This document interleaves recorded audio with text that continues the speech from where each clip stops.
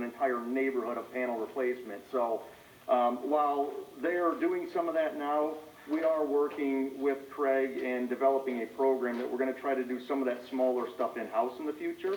It will not be, I don't want to outspeak or overspeak. It will not be something that's designed to replace this. It will truly be designed to handle the one-offs, the water main breaks that need restoration that we don't want to wait. If you remember in years past where we waited an entire season to get to some of those restorations, and you know, we were telling the homeowners, you know, it's, you know, the contractor won't, you know, they're coming in, and we don't want to keep reliving that. So we are pricing that out. What does it cost to get properly equipped, and do we have enough of that type of work to handle it in-house, and do we have the staff that's trained and willing to do that?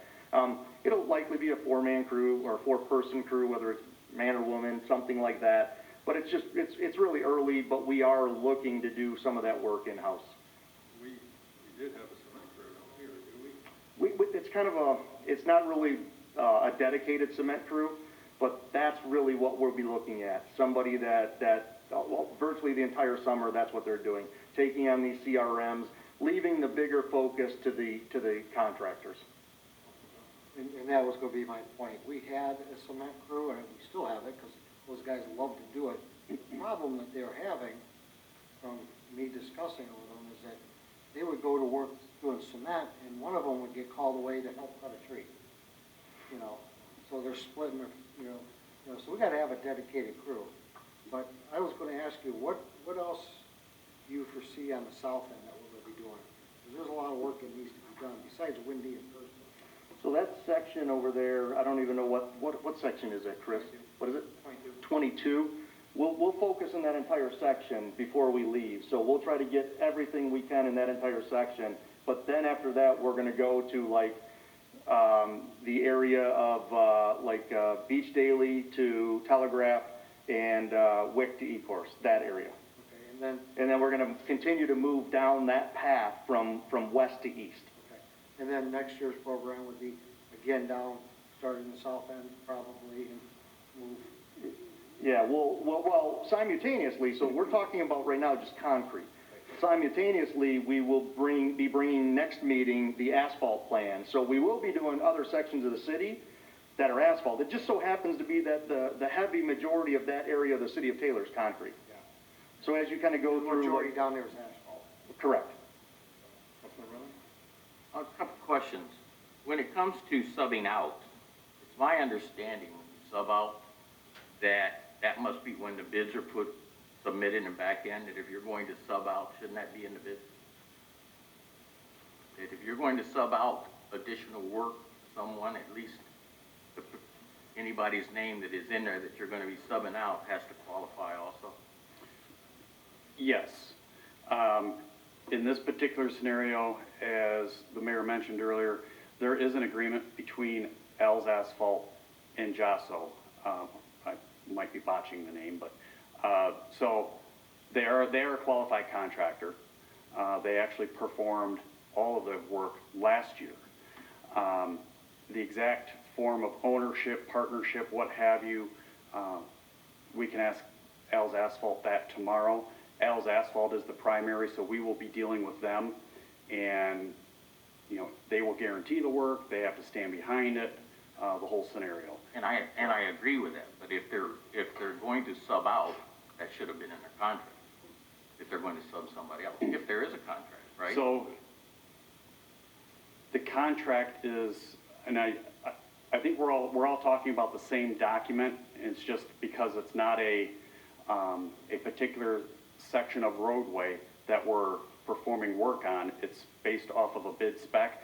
We do have a bid document, which is referred to as the contract, which the contractor agrees to because it has all of our all of the pertinent city information, insurances, and what's expected, and unit, what's defined as a unit price, and paving materials and whatnot in it. So we will make sure that you have a copy of that, and I believe that's going to answer the majority of the questions. And just my biggest concern is if we're going to be spending $1.8 million all of a sudden, because this wasn't really planned, was it? This is something that we're just going to do. So if this was part of the bid, and if this was part of the bid, wouldn't that individual company that he was gonna sub out to be in the original bid? They were all part of it. So they're in the bid? They're Yes. part of it? Yeah, Josso is part of the original bid with Al's Asphalt. And so what we're saying is Al's Asphalt might be part owner then? We would have to ask them. I would have a I concern don't, about I don't that know their because- relationship. I'd hate to see a conflict of interest too. Yeah. If he owns part of the company, it's kind of all set. I got one more question, I'll leave you alone. When they do this work on the roadway, no matter where it's at, in the contract anywhere, does it state to where they will dump the spoils of the work that they're doing? When they're taking out the old pieces, where do they dump it? Is it in the contract? Are they responsible for a location to dump it, or do we allow them to dump on our site? They have to dispose of it at their own cost.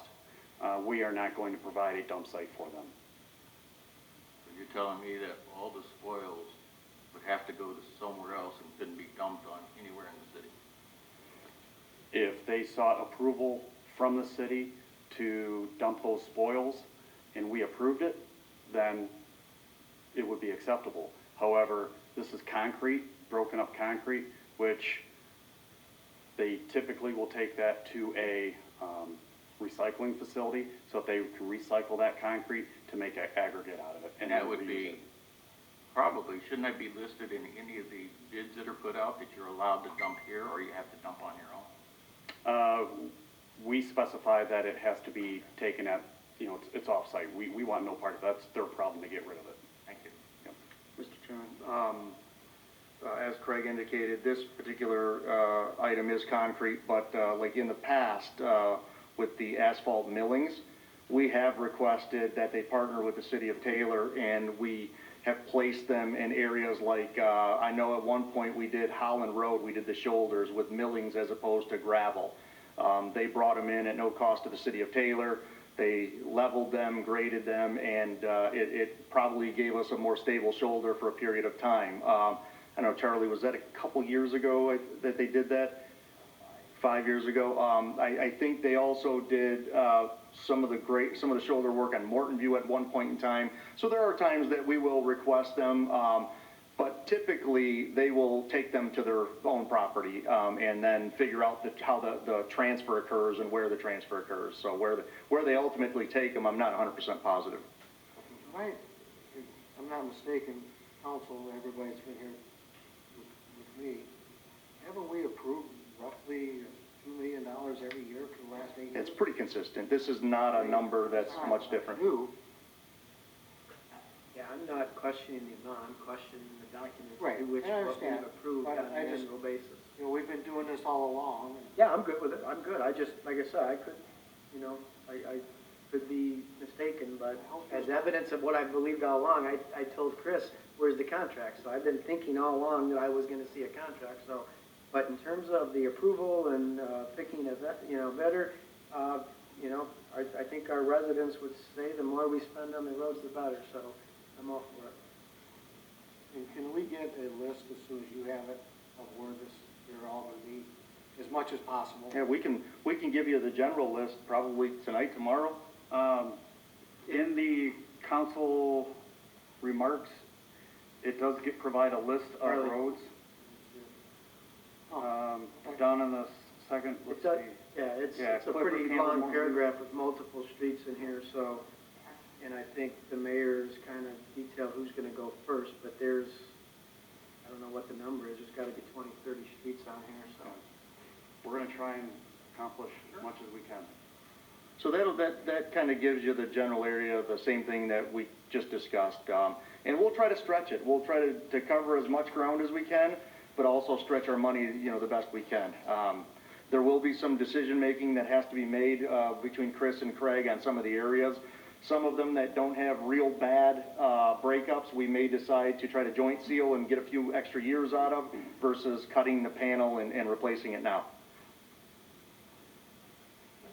Councilman Johnson? one more question, going to asphalt. Did we ever make a decision yet, or look at, like, behind Secret Recipes from Goddard South? Are we planning on doing any of that, I know Chris has done the initial cost analysis. I don't know if that's on this first round that's coming next meeting, so that would be like Ziegler and, behind Beer Keller, for Goddard and Allen. Yes, sir. Is that on the next list? It's being formulated into that list, yes. Okay, so likely you'll see it next meeting. Any other questions?